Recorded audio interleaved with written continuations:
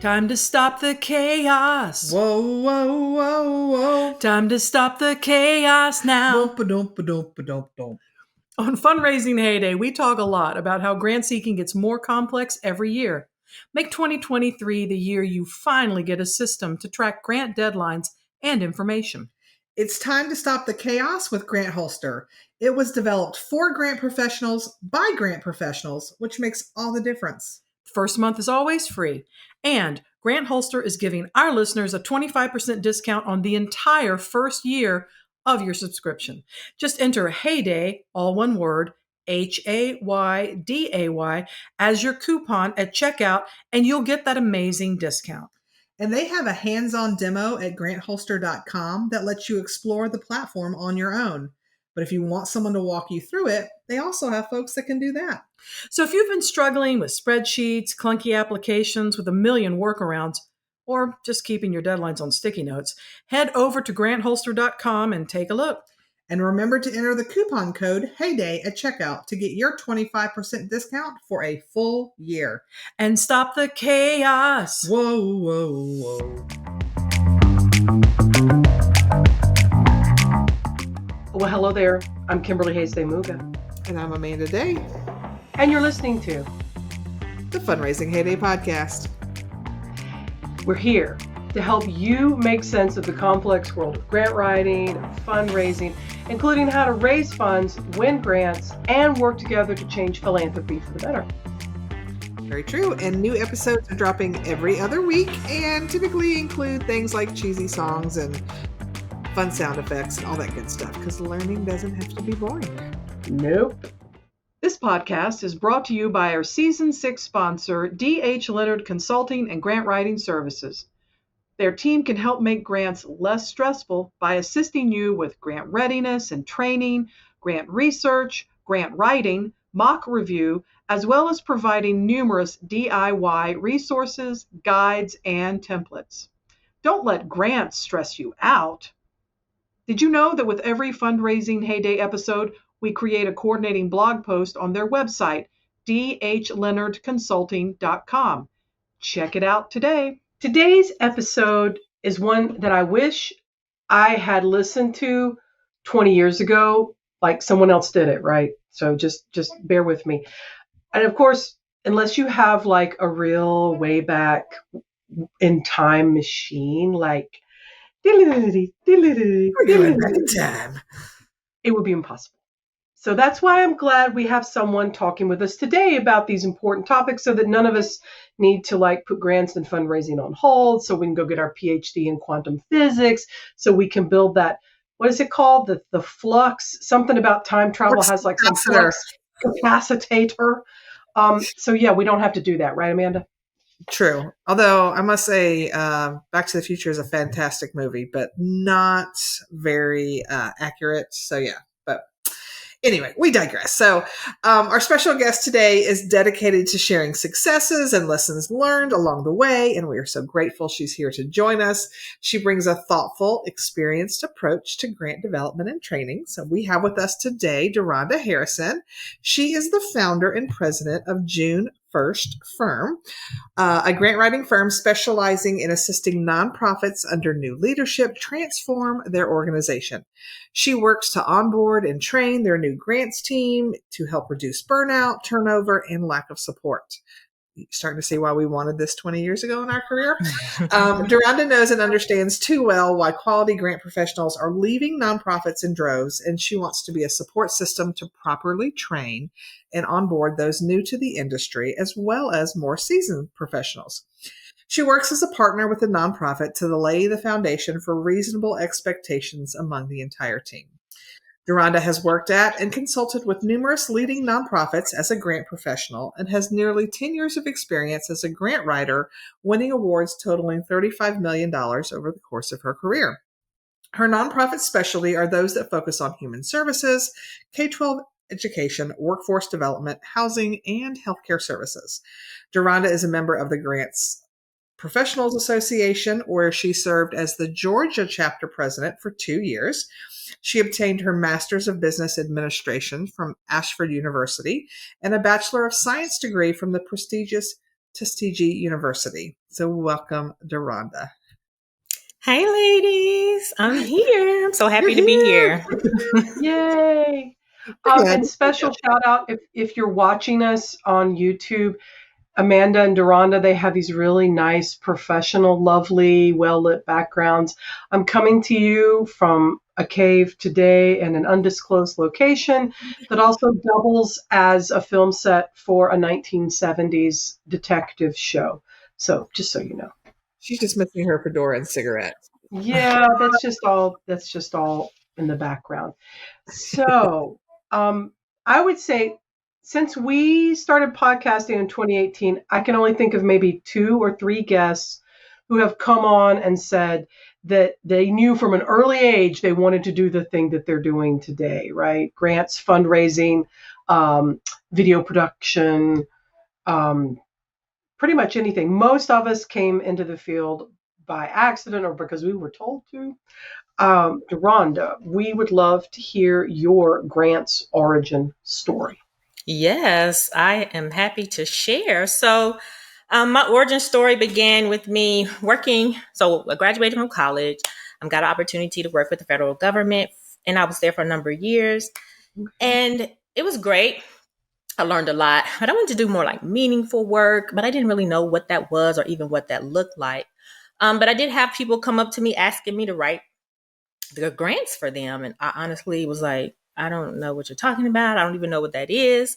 And then other people would continue to ask me that, like just complete, not strangers to me, but people that didn't necessarily know each other. And these people kept coming up to me asking them about writing their grants. So I just started to look into it. What is this grant writing thing? What does it look like? And I started attending free grant writing training classes like held at the local library. Mm-hmm. I remember Googling grant writers in Georgia, and this thing called GPA popped up. Mm-hmm. The Georgia GPA, as a matter of fact. And at the time, Sylvia Reddick was the president of the GGPA chapter, and she invited me to the meetings. And I came and I was like, oh my gosh, these are real people that do this every day. Like, this is a real profession. So that's how I was kind of introduced into grants and just continue to learn. Of course, becoming a GPA member, tons of benefits and trainings and resources to learn about grants. And I started volunteering with the local nonprofit in Henry County as their grant writer. So I worked closely with their senior grant writer or the current grant writer that they had on staff. She was getting ready to retire.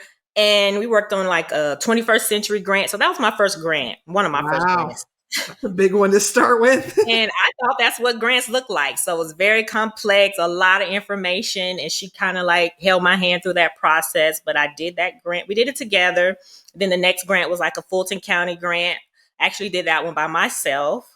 Brand spanking new at this thing. And I just remember it was a lot of forms. I was like, this wasn't a lot of writing that they wanted me to do. Was it the Fresh grant? The Fresh grant. That's exactly what it was. That. So it was that Fresh grant and it was $10,000. It wasn't a ton of money, but I did my best. And I remember submitting it, getting everything I needed from the organization. I was just like, what the heck did I just do? And found out weeks later that they won the grant. So it was very exciting times and everything. So going through those big grants, like as with someone with me and then doing it by myself and then helping the nonprofit win more funds. Of course, executive directors, no other executive directors. So just word got out about me being able to help them and support them. And then like kind of like the rest is history. That's kind of how I just got into grants. Freelancing now, the more I say bougie word is consultant. I'm a full-time consultant now, grant writer.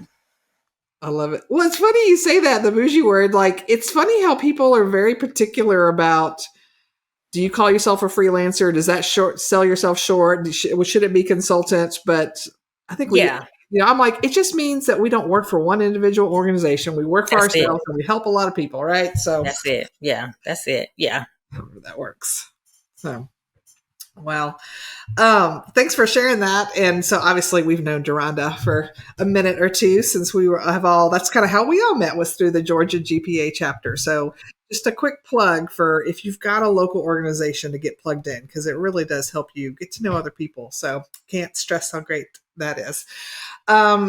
my next question is, you're really good about on social media posting as well as presenting and training frequently about how to build a career as a grant professional, either as an employee or a consultant. And so if we could narrow it down to 3 things, like things you wish you knew then that you know now when you started off, particularly as a well, I guess it could be either way, that just in the grant world, you wish you knew when you started. Yes, these are really good questions. And one of the first things that I thought about was that I wish I would have known that I'll be doing more educating about grants and actually being a grant writer. There's this misnomer of got my 501c3, time to apply for grants. And there's this whole thing that people think that's a real thing. So it's really kind of like, really saying it nicely, like, you're not particularly ready for grants. These are the type, I've even gotten to the point where I'm actually sharing what a real grant application looks like. You're not ready to answer these questions. You don't have these attachments and the requirements and the financials that they're requesting. So it's not coming from me. Hey, this is a real grant application. This is what you have to turn in. So I'm finding myself doing a lot more educating and what grants really look like. So I wish I would have kind of known that up front, which is something that I enjoy doing, but it was just like, I'm a grant writer. I'm just going to be writing grants all the time. But that's, it's not typically the case. And then also understanding, I guess number 2 would be know that I'm more than a writer. I'm a creative. I'm really helping these organizations think strategically. I'm even gotten to the point where I'm helping them come up with program names and ideas and how they're going to measure their programming and things like that. So we are a really thought partner a lot, working with nonprofits. And then just finally, grant writing is not easy. It's a technical skill, and that it's a process to get to where you need to be. It's definitely a technical skill. So those are the 3 things I think I wish I would have known up front, or things that I just did not know. And it wasn't even something that I knew that it was something I could ask, because I didn't know what I didn't know. But I would definitely say those are my 3 things.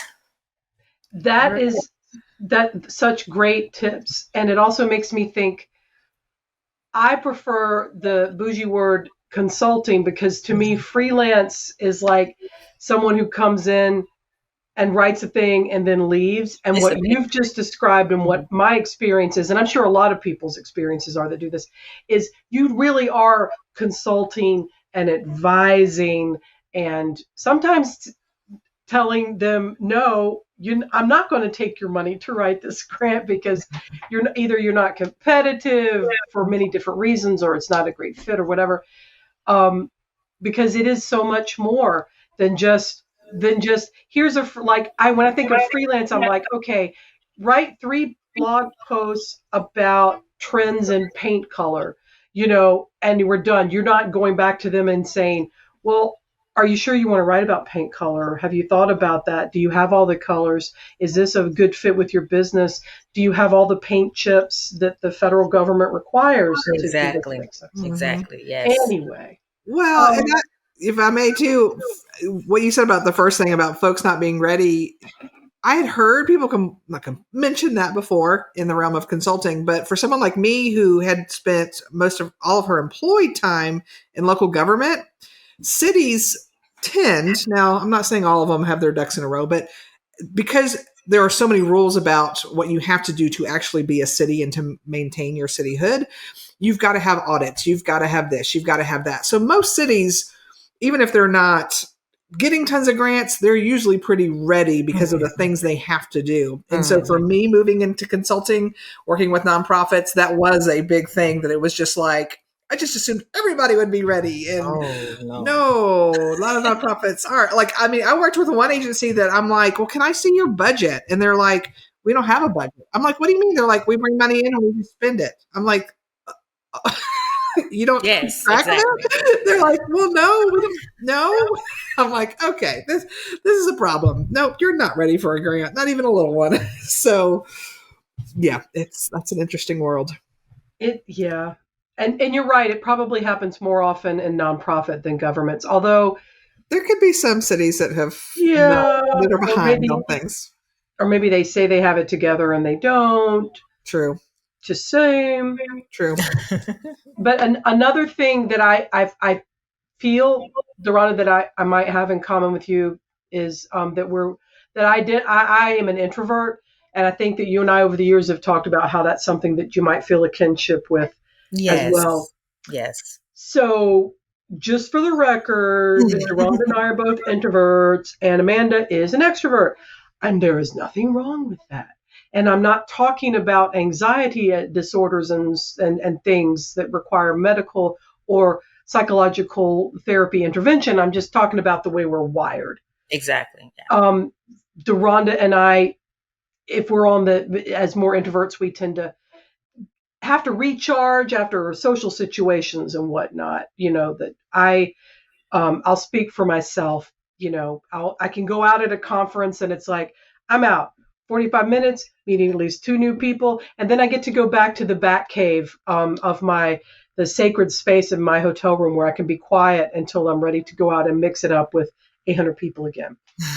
So just for context, that's what we're talking about. So DeaRonda it says that she's an introvert but is also a very sought after speaker and is super active on social media and videos and all sorts of things.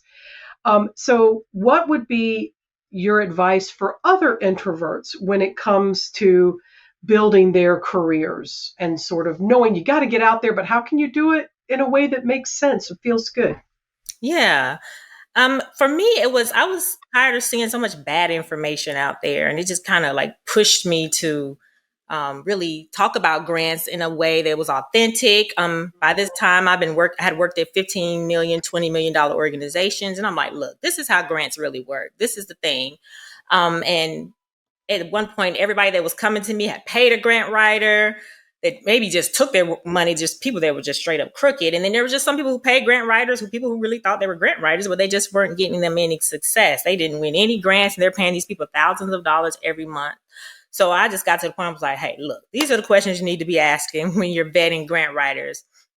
Ask them about the professional development. All the people I know that I trust, that I believe in, that I know are successful, we are students of the things that we do. We participate in professional development. We involve ourselves in grant professional, and someone else can vouch for me. So also doing that as well, making sure there's someone that you trust that can vouch for this person before you start giving them your money. So I think I just got tired of seeing that. So I just was kind of putting myself out there as the grant writing expert and just sharing tips and tools so people don't continue to get swindled, if you will. Yeah. And then it just in practice, I tell people, hey, just hire a social media manager, someone that understands your work, understands what you do. Let them put you out there, so to speak. Pay them. It's not that expensive to actually hire a social media manager, content creator. Some people are using their nieces or nephews or their own children to be their social media handler, and just do that and just set it and forget it.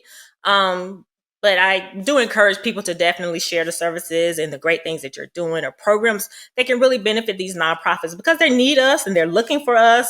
And that's just kind of like what I tell myself, like, hey, they need my services. It's a specialty skill set, and I definitely want to share it with others. Nice. So have you found in kind of sharing that over the years, have you come up with ways or maybe this wasn't even an issue for you, right? Like speaking up in meetings and doing those kinds of things. Did you kind of have to hype yourself up for that when you first got started as someone who's more introverted? Yeah, I think just going back to my point of working for the years, getting the experience, building the confidence. It's like, hey, I've been doing this for so long.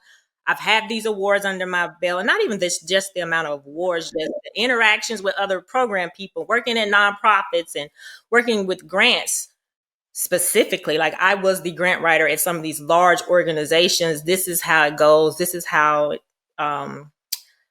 things work, and this is when I don't get this, things go badly, and these are some really good experiences, and these are some things that don't work very well. So I think that's really helped increase confidence. So I tell people, continue to put yourself out there, continue to get the experience and work as much as you can. So it does. I'm an introvert. I'm a true introvert, like off the chart, like far introvert. So that's why I always tell people, like, if I can do it, you can do it too. But again, I think it really comes with confidence and getting those awards and wins under your belt. That makes a lot of sense. And I think over the years, that's what's helped me. And also, we both also share that at one time, and Amanda too, well, all three of us were president of the local Georgia or the state chapter of the Grant Professionals Association. So there was a lot of confidence building for me Yes. in volunteering Yes. and doing that.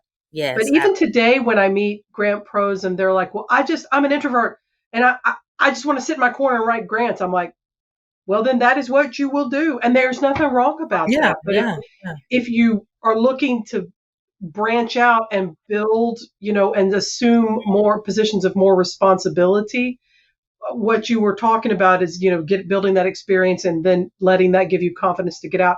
That's just part of the process. Yes, definitely. And I guarantee you, your local chapter would love to have you be their president.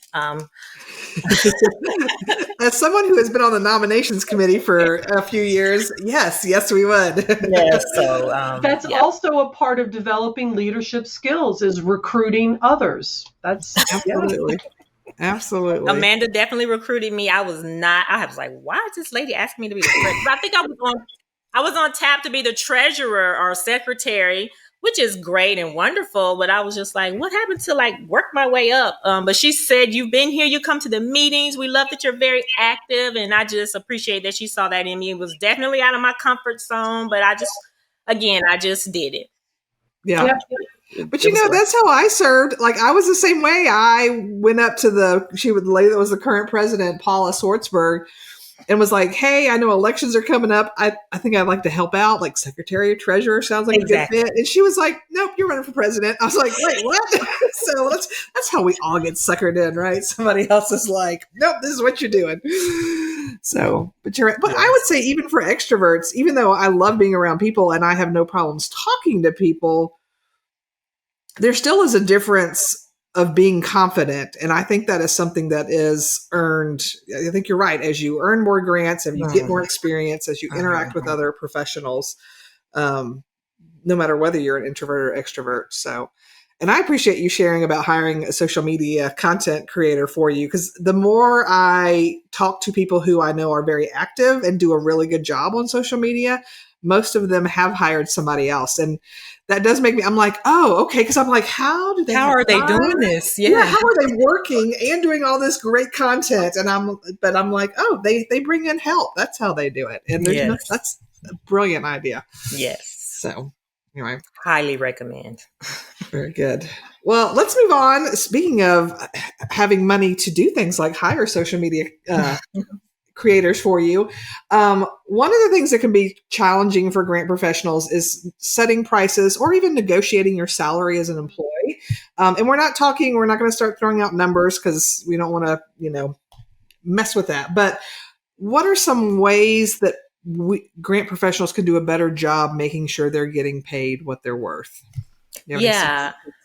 Yeah, this is one of those popular questions I get often. This is kind of like where my grant coaching evolved. People were just coming up to me asking me how do I get clients and where do you get your numbers from and all those type of things. I think we made it challenging, but I don't think it really has to be. Mm-hmm. I've talked to even other consultants who are like, well, I have to calculate. I'm in this industry. I'm in this part of the United States and I work with these type of clients and they have this calculation that they figure out they need to put together. And I'm just like, what do you want? How much do you want to get paid? Some people are very methodical and I don't really operate like that. So I'm like, just pick a number. Okay. Just pick a number and roll with it. Cause that's kind of what I did when I started. And I love it. Yeah. Just pick a number. And I think I was reading a book, I believe it was by the value-based pricing guy. I can't think of his name, but he was just like, you can't put a price to value. So, it's no calculation you could put to value. So I think that's where we kind of fall short is where we try to calculate this number. But anyways, I just tell people to pick a number and you see you're having success, you're winning grants for clients. You're noticing you're getting $150,000 grants, $200,000 grants in less than 6 months. So you can kind of see how much they're paying you. And that's kind of what I did. I'll just say what I did. And then I just went up on my prices from there. And I just like to do a straight, project fee, no hourly rates. Again, that's just how I like to operate. It just works for me. I know some people love the hourly option, but I just think it doesn't have to be challenging. I know that it can be, but I always tell people, pick a number, pick a price, stick to it. What feels good for you, what can pay your bills, what are all your expenses. That's how much you should charge if you have 1 to 2 clients. So definitely think like that. I don't really go off of like industry numbers or what's kind of like the going rate in my area, only because historically that doesn't work well for people from my background or my community. So things like that, we've been marginalized again. So I just like, what works best for me? What do I want? What can pay my bills? How can I survive? And truly, what can clients afford? So that's pretty much how I do that without saying any numbers. Yeah. So it's like related to that, when you say my project flat rate for this ginormous federal grant is X, comma, 0000, whatever it might be. When people say, "Oh, that's just too much money," how do you respond to it? If you feel like they're going to be decent clients, they're not just people out on doing something crazy on Craigslist looking for a grant writer or something. So Right. Not that you're on Craigslist. I'm just, right. I'm going to shut up now and let you answer the question. Come on, DeaRonda. Yeah, that's a good question. Like, people, what are you doing? People are just like, that's too much. I never had anybody say that like directly to me, because I kind of I do position myself as the expert, have the background and experience with federal grants. I have this higher win rate. There's not a lot of colleagues of mine that do federal grants. They send those to me. So I understand that this is a specialty skill. So I stick by my price. I'll work with clients with federal grants. We know it's like you said, Kimberly, that number, comma, 000, you're able to do multiple payments. I'll let that be an option. And just position myself as the expert. That hasn't always been easy. Again, that's something I've struggled with, underpricing myself. So just making sure that you know that you are the prize. What we know, what we do, what we can do well is rare. So just like your scientists, your engineers, your doctors, your lawyers, we all understand their role and their pay. There's no question about that. The same thing for grant professionals. I don't like to say grant writers, but the same thing for grant professionals. We have a specialty skill set, and what we do is help organizations bring additional money, revenue to change lives. So that's my fee. I just don't waver against it. Nice. I like that. Yep. Well, and what I think most of us are seeing this year, it seems like there's way more grant writing jobs and opportunities than there are people. So I think there's something to be said for you saying like, "Hey, I'm good at what I do, and this is my fee," because the need is out there for grant professionals. That's for sure. Yes, so, yes. How are you seeing the supply and demand in the grants field right now? And, are you seeing the same thing, like a lot more need than there is supply? And if so, what are some ways that the rest of us can help bring new grant professionals into the field? Yeah, that's a good question. I've definitely been seeing a lot of opportunities. Of course, you see the silly ones where they want to pay somebody like $20 an hour or something like that. Try 18. I could go to the Chick-fil-A and make more and get their diet lemonade mixed with unsweet iced tea probably anytime I want it. I'm just saying. Yeah. So, I mean, you do see those, but real legit, great opportunities, 100% remote, they pay very well. I've been seeing a lot of those. And I also, going back to the pricing, I also tell and encourage others that your pricing is also marketing. It's to repel people that you don't want to work with, that use the, hey, can we pay you out of the grant? And just people that just don't have their stuff together. So the pricing is so strategic. And I've just learned this again over the years. I did not know this stuff in the beginning. So pricing is marketing, and it's just as important to repel as it is to attract the people that you want. So, same thing with a lot of opportunities. People that want quality grant writers, they know they have to pay for them. And I've seen people that, y'all are all a part of our grant zone. It's like our GPA Facebook community, for those that don't know. And there's every now and then this person, they may post anonymously, share their terrible experience they have at their job, how their boss doesn't understand what they're doing. I mean, just a truly toxic environment. And I'll send them a message like, hey, send me an email. I'm happy to send you some opportunities. I get a lot of the stuff that come across my desk. You don't have to be in an unhealthy environment, and you don't have to be dealing with this, because there's a lot of opportunities out there, especially if you're a grant writer, that you're needed.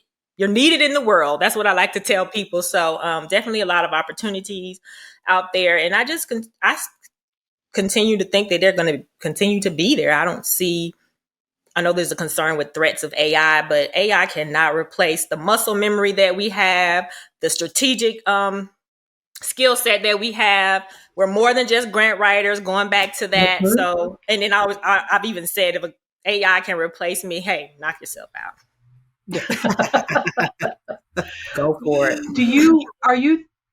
What is your opinion or about, besides one-on-one sending out advice to people going, you do not have to work at this crazy place, here are some grants. I'm just wondering how we could help more people get interested in the grants field. Any thoughts on that? Like, how it doesn't have to be straight out of college. It could be mid-career. It could be second or third career. I'm just wondering how to get the word out to folks that. Yeah, I think the internship, I don't know if GPA does something like that, but a grant internship partnering with colleges. A lot of students have to do some type of internship or submit some type of paper, partnering with like these English departments, to bring in more, bring more awareness to grant writing. I think a lot of us, again, found out about this later on in life and just kind of fell into it. But I think bringing this knowledge and experience and what it is to individual, like at a younger age, and just let them try it out and see if it's something they would be interested in. Because again, it always goes back to there's not enough of us. So I'm thinking maybe partnerships with colleges, even other grant writing firms. They may have internship programs. I'm not at that place yet, but I know some of my colleagues, they do that. I know Siobhan, she has she has a grant writing intern. So continue to engage and bring these people into our world is probably the best way to do that. Yep. Cool. Well, and if I can point out, the Arkansas chapter of the Grant Professionals Association, they just sent out an email. I went to their website to make sure I get this right. But they got a grant from the Walton Family Foundation to help address some inequities in the fundraising sector. And they are going to use that to help create some paid internships for university students who can get experience with nonprofits in fundraising and grant related jobs, and also to provide some consulting services to some nonprofits that need it from, nicely done. Yeah. So kudos to the Arkansas chapter for, their purview is basically, it's their chapter. They have meetings, they do professional development. That's great, but they really are trying to help with some of that. And so I think they're doing a great job. So I think there's some other chapters may want to take note. Yeah. Feel that idea. I know. That's really cool. Good for them. They're doing a lot of good things.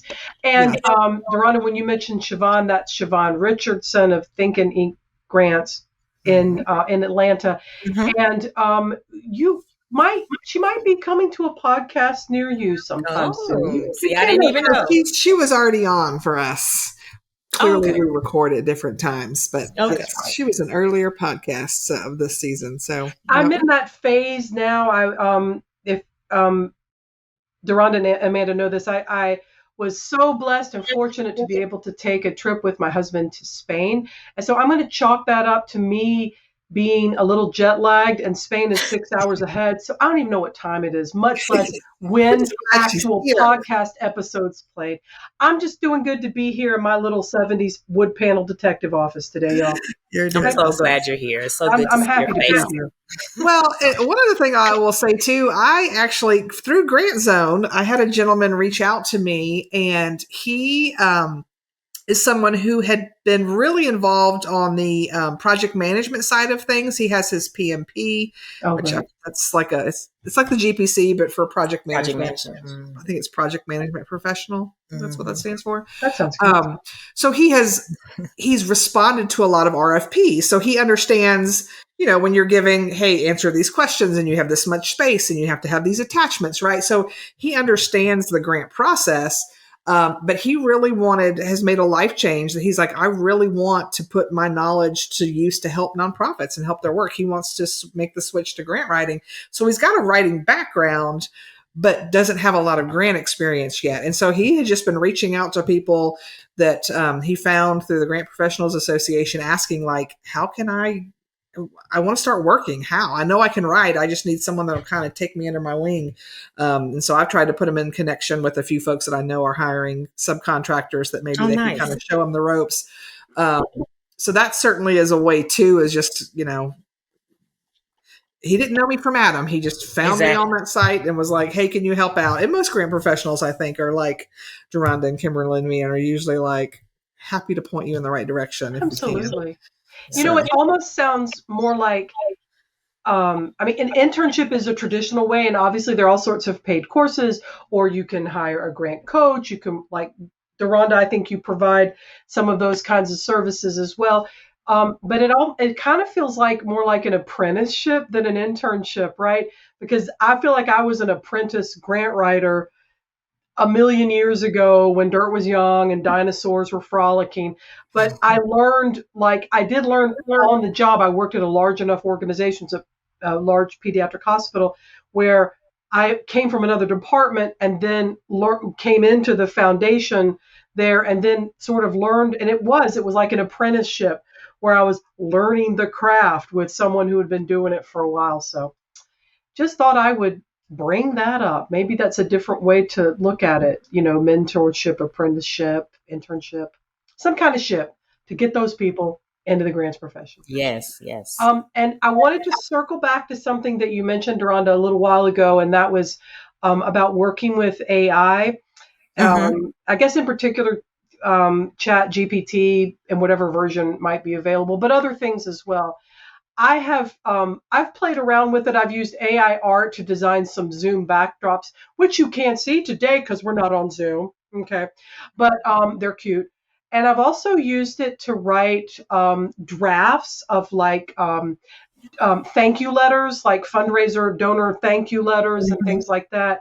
I've not used it to drive grant writing in particular, but I was just curious if you could share with us sort of your experiences with AI and how you use it and how you could see it affecting the grants profession. Just a little more detail. Yeah, I've used it very minimally. I'm definitely not an expert, but I've played around with Chat GPT, just like, how you need to write a grant